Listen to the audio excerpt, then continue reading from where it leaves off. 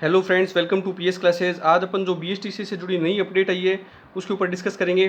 देखिए, इसमें बताया गया है कि आवेदन शुरू हो चुके हैं। ये 11 मई से ही शुरू हो चुके हैं, ये आप सभी को पता है। और साथ साथ में 12वीं के अंदर 50% अंक होने आवश्यक है। तो सामान्य वर्ग के लिए, जो सामान्य वर्ग के अंदर आते हैं, उनको 50%, 12वीं के अंदर 50% अंक आने चाहिए, तभी वो इसके अंदर आवेदन कर सकते हैं। और साथ साथ में ये भी आप ध्यान रखिएगा, जिस भी बच्चों ने 12वीं की परीक्षा इस साल दी है, 2024 में जिस भी बच्चे ने इस साल परीक्षा दी है, वो भी इसके अंदर आवेदन कर सकते हैं। तो उसमें भी आप चिंता करने की या फिर घबराने की जरूरत नहीं है कि इस बार 12वीं में जो बैठे हैं उन बच्चों को ये आवेदन कर सकते हैं या नहीं कर सकते, बिल्कुल कर सकते हैं। और इसके साथ में एक्स्ट्रा फैक्ट में और अपन एक्स्ट्रा चीज़ें देखते हैं। इसमें बताया गया 376 राजस्थान में टोटल कॉलेज है। कितने हैं? 376 डीएलएड की कॉलेज हैं, जिसमें से 25,000 सीटों के लिए आवेदन आपसे मांगे गए हैं। 25,000 सीटों के लिए ये फाइट चल रही है।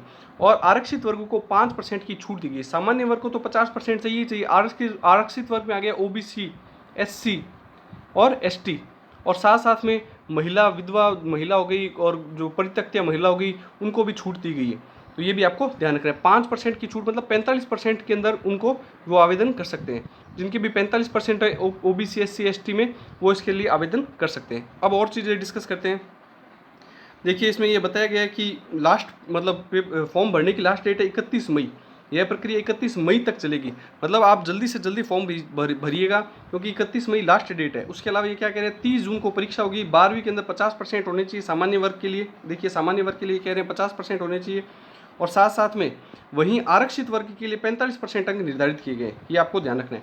और एक बहुत इंपॉर्टेंट चीज़ इसके अंदर बताई गई है, 28 वर्ष से अधिक आयु वर्ग के अभ्यर्थी भाग नहीं ले सकेंगे। जिसकी भी उम्र 28 वर्ष से ज़्यादा है, और ये उम्र का निर्धारण किससे किया जाएगा, 1 जुलाई 2024 से लेकर के इसका निर्धारण किया जाएगा। 28 वर्ष से अधिक आयु वर्ग के व्यक्ति इसके अंदर आवेदन नहीं कर सकेंगे।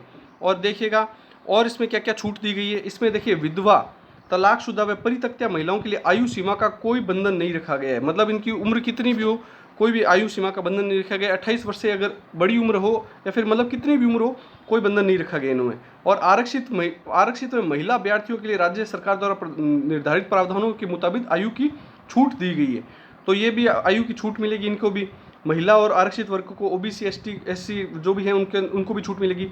और करीब राजस्थान के अंदर 376 कॉलेज हैं, जिसमें से 376 कॉलेजों में 25,000 सीटें हैं। और इन सीटों के लिए मेरिट के आधार पर अभ्यर्थियों का प्रवेश किया जाएगा। जो आप पेपर देंगे उसमें जो मेरिट बनेगी, उस आधार पर इसका प्रवेश किया जाएगा।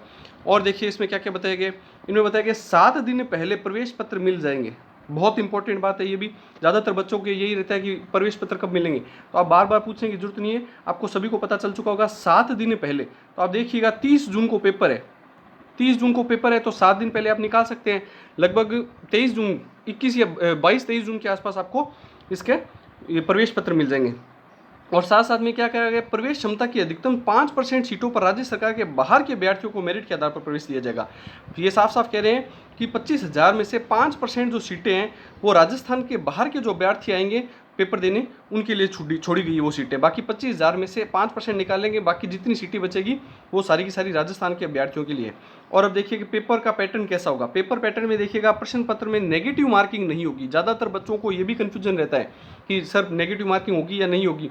वो परीक्षा हॉल के अंदर जाकर भी टीचर्स से पूछते रहते हैं, और ज़्यादातर बच्चे उस चक्कर में क्वेश्चन भी छोड़ देते हैं कि नेगेटिव होगा, तो इस वजह से वो जो क्वेश्चन नहीं है तो उनको छोड़ देते हैं। आपको सारे के सारे क्वेश्चन अटेम्प्ट करके आने, क्योंकि नेगेटिव मार्किंग नहीं है, साफ साफ कहा गया है। और पेपर के ऊपर भी देखने को आपको मिल जाएगा। तो आप पेपर जब करें उस समय पढ़ भी लें कि पेपर के ऊपर बताया गया है या नहीं बताया गया। निर्देश में दिया जाता है कि नेगेटिव मार्किंग है या नहीं है, तो साफ साफ बताया गया कि नेगेटिव मार्किंग नहीं है। तो सारे के सारे प्रश्न आपको करने हैं। 200 के 200 प्रश्न आपको करने हैं। 600 अंकों का ये पेपर होगा, जिसमें से 200 प्रश्न आपको हल करने होंगे। तो आप देख लीजिएगा, 3 नंबर का एक प्रश्न हो गया, 2 तिया 6 हो गए। हाँ, तो 3 दूनी 6, सॉरी। तो 6 नंबर के हिसाब से आप देख सकते हैं कि 600, तो 600 नंबर का पेपर होगा और 200 प्रश्न आपको हल करने होंगे। नेगेटिव मार्किंग बिल्कुल भी नहीं है। 50% इसमें राजस्थान जीके के, जो मैं आपको लगातार इस यूट्यूब चैनल पे करवा रहा हूँ, तो 50% आपको राजस्थान जीके का देखने को मिलेंगे। इसके अलावा 50% मानसिक योग्यता हो गया, रीजनिंग वाले क्वेश्चंस मिलेंगे आपको। और 50% आपको शिक्षण अभिक्षमता के मिलेंगे, शिक्षण अभिरुचि या अभिक्षमता बोल सकते हैं, जिसमें भी आपको इस चैनल के ऊपर करवाए जाएंगे। और मानसिक योग्यता रीजनिंग के क्वेश्चन भी आपको इस चैनल पे करवाए जाएंगे। और चौथे खंड में हिंदी, अंग्रेजी, संस्कृत के कुल 50% होंगे, मिलजुल के आपको 50% मिलेंगे, जिसमें हिंदी, अंग्रेजी और संस्कृत के क्वेश्चन देखने को मिलेंगे। इसमें से 20 क्वेश्चन सभी को करने होंगे जो कि अंग्रेजी के होंगे, ये बहुत इंपॉर्टेंट है।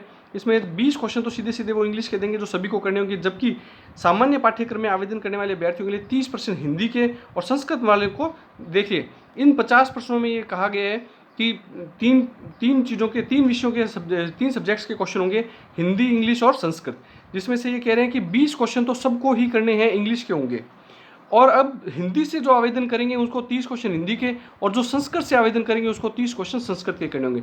20 तो सभी को करने, चाहे वो हिंदी से कर रहे हो चाहे संस्कृत से कर रहे हो, 20 क्वेश्चन तो सभी को इंग्लिश के करने ही करने हैं। बाकी 30 अगर हिंदी से करने वाले हैं तो 30 उसको हिंदी के क्वेश्चन देखने को मिलेंगे, और अगर उन्होंने संस्कृत से आवेदन किया तो उसको 30 क्वेश्चन संस्कृत के देखने को मिलेंगे। इस प्रकार से आपके ये 200 प्रश्न होंगे। अब देखिए इसमें मैं कुछ आपको और डिस्कस कर लेता हूँ कि जैसे मानसिक योग्यता है, रीजनिंग के क्वेश्चन है। रीजनिंग के क्वेश्चन बहुत सिंपल होते हैं, रीजनिंग कभी भी हार्ड नहीं होती है। रीजनिंग का जो क्वेश्चन है उसमें सभी बच्चे कर सकते हैं रीजनिंग के क्वेश्चन, लेकिन सबसे ज़्यादा इंपॉर्टेंट चीज़ इसमें यही होती है रीजनिंग में, जितना आप कम टाइमिंग में और जितना आप एक्यूरेसी से बिल्कुल गलत होए बिना आप क्वेश्चन का आंसर निकाल सकते हैं, रीजनिंग उसी की स्ट्रॉन्ग बनी जाती है। बाकी आता सभी को है रीजनिंग करना। जैसे रीजनिंग में आपको कैसे क्वेश्चन पूछे जाएंगे, अल्फ़ाबेट्स के आपको नंबर याद होने चाहिए कि ABCD में अल्फ़ाबेट्स में कौन से नंबर पे कितना नंबर पे आता है। जैसे अपन मारवाड़ी में एक कहावत होती है, ABCD 11वें अक्षर के हुए, 11वें अक्षर के हुए। तो देखिए आप खुद भी देख सकते हैं ABCD में 11वें नंबर पे के आता है। ऐसे ट्रिक से याद कीजिएगा, और अगर आप कहेंगे तो मैं आपको इस चैनल के ऊपर ट्रिक से काफ़ी सारे टॉपिक्स, मानसिक योग्यता, रीजनिंग के काफ़ी सारे टॉपिक्स करवाऊंगा। जैसे आई नो अपन बोलते रहते हैं हमेशा कि आई नो, मैं ये बात जानता हूँ, तो आई नो नंबर पे आता है, तो आई नो। और इसके अलावा T20 के अभी मैच चल रहे हैं IPL वाले, T20 है वो भी एक तरीके से, तो T20 नंबर पे आता है। तो इस तरीके से बहुत सिंपल तरीके से आप रीजनिंग करेंगे और बहुत स्पीडली अगर कर पाएंगे, और एक्यूरेसी भी होनी चाहिए। स्पीड का मतलब ये नहीं कि गलत क्वेश्चन करने बैठ जाए, तो स्पीड से और एक्यूरेसी से अगर आप कर सकें तो रीजनिंग बहुत सिंपल है।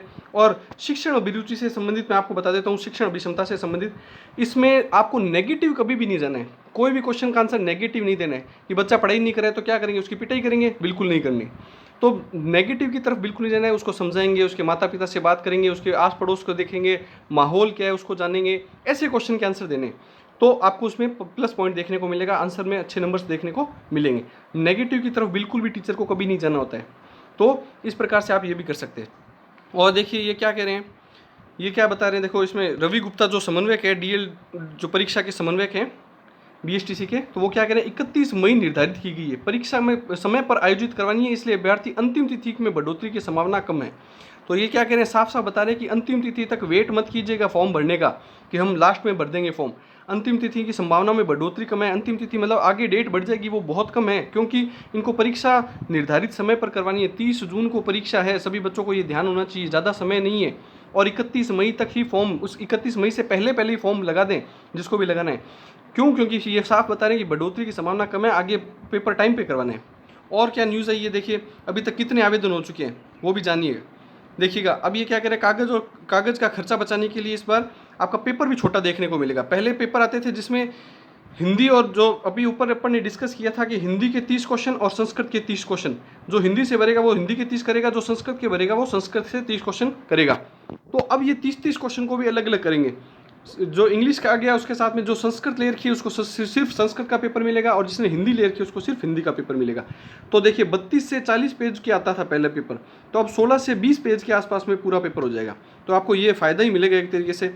और ये क्यों हो रहा है ये, क्योंकि अंग्रेजी के मात्र 5% अभ्यर्थी ही है इसमें जो शामिल हो रहे हैं। अब देखिए इनको कैसे पता चल रहा है ये चीज़, तो देखिए ये कह रहे हैं कि 14 मई जो कल तक है उनके पास में 32,000 आवेदन आ चुके हैं। ये 3 या 4 दिनों के अंदर देख सकते हैं आप कितनी स्पीड से लोग फॉर्म भर रहे हैं। तो आप भी जल्दी से जल्दी भरिएगा, लास्ट डेट तक फॉर्म के आप वेट मत कीजिएगा।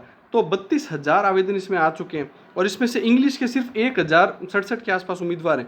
तो अब देखिए कितने परसेंटेज के आसपास हुए, तो ये साफ साफ बता रहे हैं कि भाई अंग्रेजी माध्यम में 3% के आसपास बच्चे, 3 से 3.5% के आसपास बच्चे इसमें क्वालिफाई कर रहे हैं, एग्ज़ाम के लिए क्वालिफाई कर रहे हैं। और बाकी सब हिंदी में भर रहे हैं, हिंदी चॉइस के लिए भर रहे हैं लगभग 96% लोग।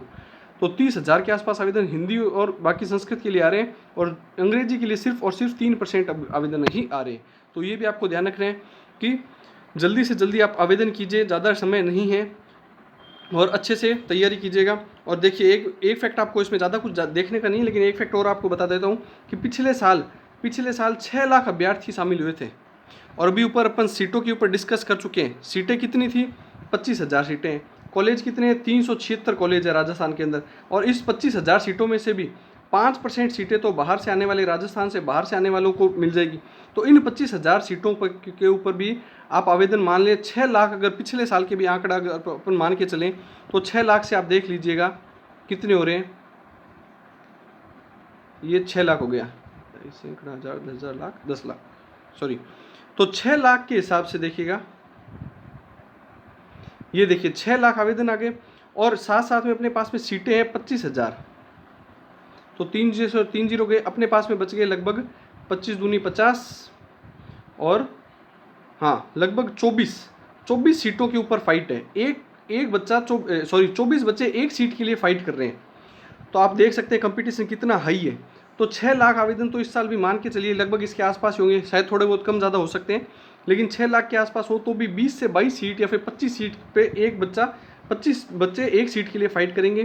तो आप देख सकते हैं कंपटीशन कितना अच्छा है। तो आप ज़्यादा से ज़्यादा तैयारी कीजिए, चैनल के साथ में बने रहिए। मैं आपको राजस्थान जीके के क्वेश्चन करवाता रहता हूँ, रीजनिंग के क्वेश्चंस भी करवाता रहूँगा। अगर आपको ट्रिक अभी जैसे मैंने बताया उस ट्रिक से अगर आप करेंगे तो बहुत ईजीली आप रीजनिंग के काफ़ी सारे टॉपिक्स कर सकते हैं। कुछ एक टॉपिक्स होते हैं जिनको समझना होता है, बाकी ज़्यादातर टॉपिक्स हैं उनको ट्रिक्स के आधार पर ही आप कर सकते हैं। और शिक्षण अभिरुचि के क्वेश्चन भी मैं आपको लास्ट के समय में करवा दूंगा, 8 से 10 दिन रहेंगे उस समय में। तो आपको वीडियो कैसा लगा कमेंट करके बताइएगा और चैनल को लाइक शेयर और सब्सक्राइब कीजिएगा। Thank you.